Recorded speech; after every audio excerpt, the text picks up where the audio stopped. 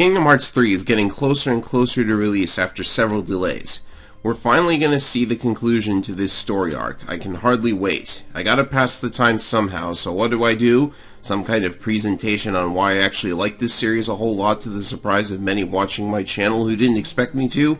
A discussion of how inspiring Kingdom Hearts has been to me and the kinds of games I want to develop. Of course not. Instead, we're going to attempt to make sense of one of the most convoluted plot lines in gaming history. The heck did you expect? If Kingdom Hearts 3 is going to be your first game from the series, then oh boy. To say that you have stuff to catch up on would be an understatement. Let me start off with the least controversial statement of all time. Square Enix thinking they forged an easy-to-understand story here is as big a joke as them thinking any story they've produced is easy to understand. Complaining about it or trying to make sense of it is time better spent grinding to level 99 on Destiny Islands. But hey, this train eventually has to crash gloriously, we may as well prepare for it. Things started off on a humble note when two employees of two companies that just so happened to share an office building in Tokyo met on an elevator and discussed a possible collaboration. Sensing unlimited riches, Disney and Squaresoft created Kingdom Hearts, an action RPG that mixed Disney and Final Fantasy into something shockingly epic. It told the story of a young boy named Sora, the chosen wielder of the most ridiculous weapon prior to the creation of Mr. Mew, the Keyblade. It's the only weapon capable of permanently destroying a species of monsters known as the Heartless, except when it isn't, who are now invading the multiverse and destroying everything they see, except when they aren't. Sora ends up separated from his friends Riku and Kairi and searches for them alongside Donald Duck and Goofy, Goof, who are searching for Mickey Mouse, who has also disappeared. Standing in their way are a cabal of Disney villains capable of controlling the Heartless, led by Maleficent, who's actually kind of evil in this game considering she manages to turn Riku against Sora and kidnaps Kairi along with 6 other Disney princesses, intending to use their hearts to open the door to the heart of all worlds, Kingdom Hearts, and gain incredible knowledge and power from it. Certainly beats cursing teenagers to die when they touch a freaking spinning wheel. American fairy tales, everybody. And you know what? For a crossover this outrageous, that's really all you need. Well, there's a little more to it than that, including a man behind the man named Ansem, who was in fact responsible for the Heartless outbreak in the first place, an emotional moment in which Riku steals the Keyblade from Sora in his darkest moment, only for Sora to stand with the Beast and charge the castle anyways, and a climatic moment in which Sora temporarily turns into a Heartless to save Kairi at the end. Okay, you know what? This story is just epic, and Squaresoft nailed it. Then the merger happened, and suddenly Tetsuya Nomura had gotten the idea that he could write the story as well as direct it. Listen, Nomura, I love your work, but you are a character designer first and a storyteller last. We don't need a story that's deep and introspective and impossible to comprehend without a giant flowchart, because apparently that's what true art is. We don't need fan favorites to come back from the dead over and over to justify yet another journey. Buckle up, people, because this is gonna get wild. So Chain of Memories starts off with Sora, Donald, and Goofy suddenly in an open field with Pluto holding a letter that we never actually open, despite the fact that literally everyone should have returned home. They run some distance and happen upon a castle that's just there and decide, hey, Riku and Mickey might be in there, we better check it out. This is Castle Oblivion. Entering causes you to lose all your memories and abilities, thereby justifying why you start with nothing and why you have to engage with horrible card mechanics. As Sora advances through the castle and is taunted by dudes in black coats, he suddenly starts remembering a girl named Naminé, while also losing his memory of Kairi. Riku shows up in the castle and hinders Sora's progress, but this Riku is eventually revealed to be a copy of the original, created by the dudes in black, better known as Organization 13. Naminé is revealed to actually be rearranging Sora's memory itself to remove Kairi and insert herself at the behest of the organization, so that Sora can be their puppet. Also, the guy in charge, Marluxia, was planning to use Sora to overthrow the organization, but he dies at the end, so this subplot doesn't really go anywhere. Maybe next time they'll ask him nicely for help instead of this whole memory manipulation plotting thing. Meanwhile, Riku and Mickey Mouse have appeared in the castle basements via a Deus Ex Machina. Seriously, they were on the other side of the door to Kingdom Hearts when it closed, and they pop up here that quickly. Riku's still partially possessed by Ansem and struggles to maintain his own control over the darkness inside as he fights up through the castle against organization members and even the depressed copy of him who was eventually killed, although I should point out that in the Kingdom Hearts universe, death is but a slap on the wrist as long as you have fans. Anyways, Riku defeats Ansem, gaining full control over his dark powers, but of course, moaning about the darkness inside is edgy and cool, so expect him to spend the next few games doing just this anyways. While Kingdom Hearts 2 is the next game to be released, technically there's a midquel of sorts to Chain of Memories called 358 Days Over 2, which held the title for most ridiculous game name until 2.8 Final Chapter Prologue happened. In 358, we're introduced to Nobodies, which are the animate bodies left behind when someone becomes a Heartless. The star of this game is Sora's own nobody, Roxas. You'll note that this makes no sense because Sora was a Heartless for all of 5 seconds and shouldn't have a nobody, but this is Tetsuya Nomura. It can't make sense without several paragraphs of lore hidden away in secret reports that use metaphorical language to get their point across. Also, when Sora turned into a Heartless, he turned into a purebred Heartless. What's wrong with this? Those are supposed to be born from the darkness in your heart. When an actual person turns into a Heartless, they should have the Heartless sigil on them, which Sora never did. So yeah, Nomura was never that good at keeping his own universe mechanics consistent. Roxas finds out he can wield the Keyblade and is recruited into Organization 13. They order him to slay Heartless so that the corrupted hearts are freed, which the organization intends to use to construct their own artificial Kingdom Hearts.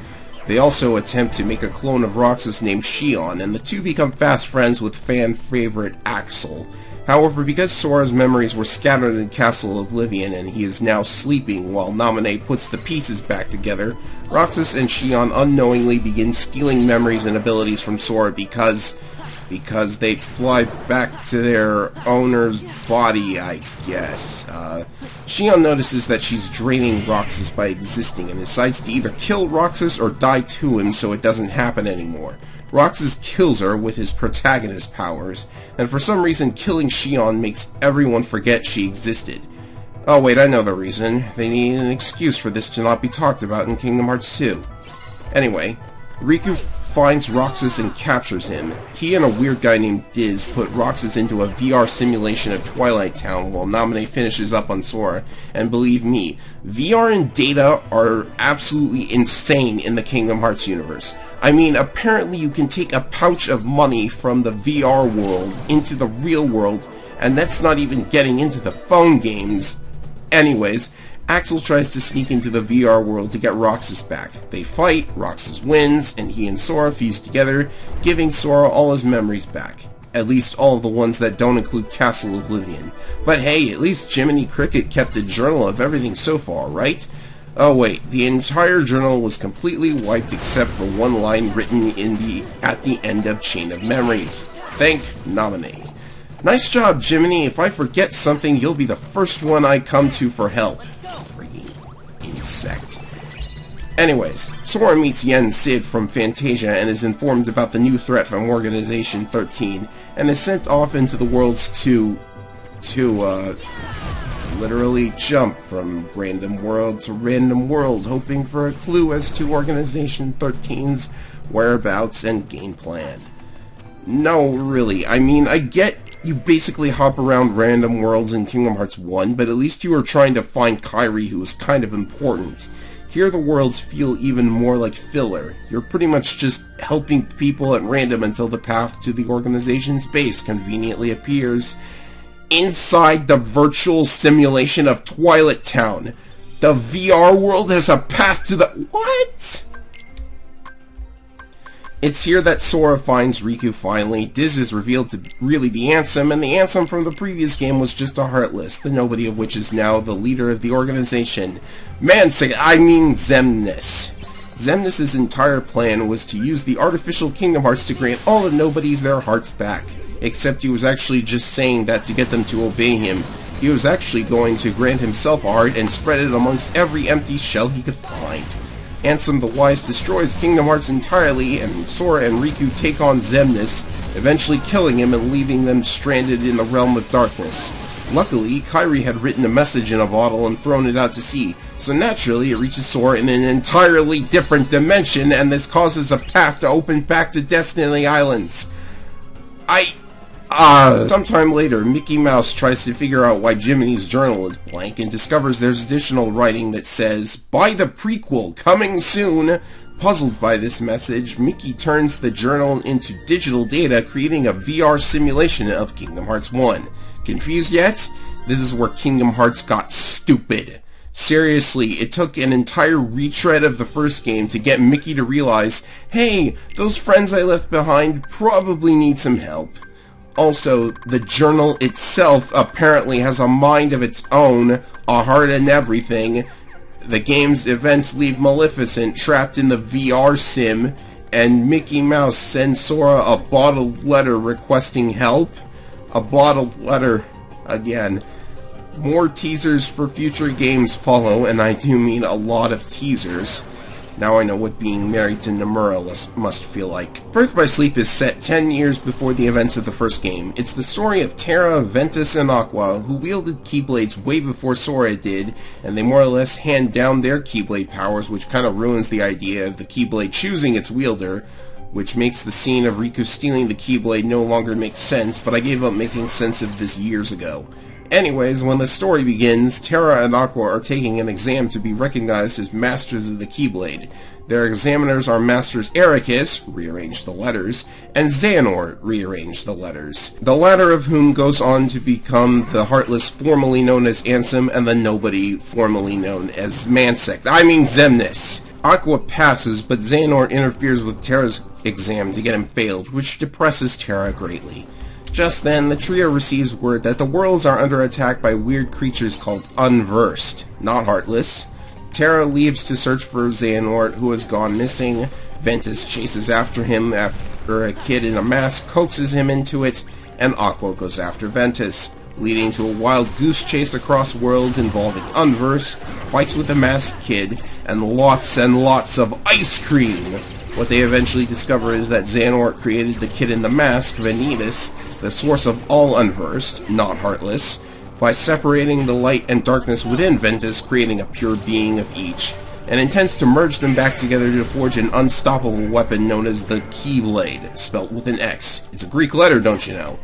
Eraqus, being the most calm and disciplined master, decides the best course of action is to murder Ventus, but Terra stops him and murders him instead. Oopsie. The trio confront Xehanort and Vanitas. Aqua and Ventus together slay Vanitas entirely, which almost destroys Ventus, but his heart suddenly jumps into the newborn Sora's body and stays there for safekeeping. Meanwhile, Terra attempts to kill Xehanort and succeeds, except for the part where Xehanort steals Terra's body entirely. Aqua keeps Ventus's body safe in the chambers of Castle Oblivion, are you kidding me? And attempts to free Terra, but Xehanort banishes her to the Realm of Darkness before going on to attempt forging the Keyblade again, using 7 Hearts of Light, i.e. the princesses we save in the first game, and 13 Hearts of Pure Darkness, i.e. his own heart, spread across the members of Organization 13, reframing the entire story thus far as one big plan to forge one single weapon. 10 years later, in the titular final chapter prologue, Aqua wanders the Realm of Darkness and bumps into Mickey Mouse, who has the chance to save her but chooses not to. Thanks, Mickey! Also, you know how Riku and Mickey Mouse suddenly appear in Castle Oblivion after this due to a Deus Ex Machina card, and it was never explained. I wonder where he got that card from! I mean, it'd have to be someone connected to Castle Oblivion somehow. Arrgh! It's like Nomura has to retroactively fill every tiny little plot hole that the fandom doesn't fill for him. How do the card and command systems even function in universe, though? Dream Drop Distance is the last non-phone game before Kingdom Hearts 3. So Yen Sid sends Sora and Riku into the sleeping worlds to awaken them and return them to the Realm of Light, because apparently when the Heartless destroy a world, it goes to sleep. So we awaken the worlds, and then Xehanort shows up, revealing that destroying a person's Heartless and Nobody restores that person to life, which means Organization 13's former members can return, including Axel, Leah, wait, his real name is Lee? Okay, so Xehanort's looking for vessels for that whole 13 Darknesses thing. So he travels back in time to gather about 10 versions of himself from all across time.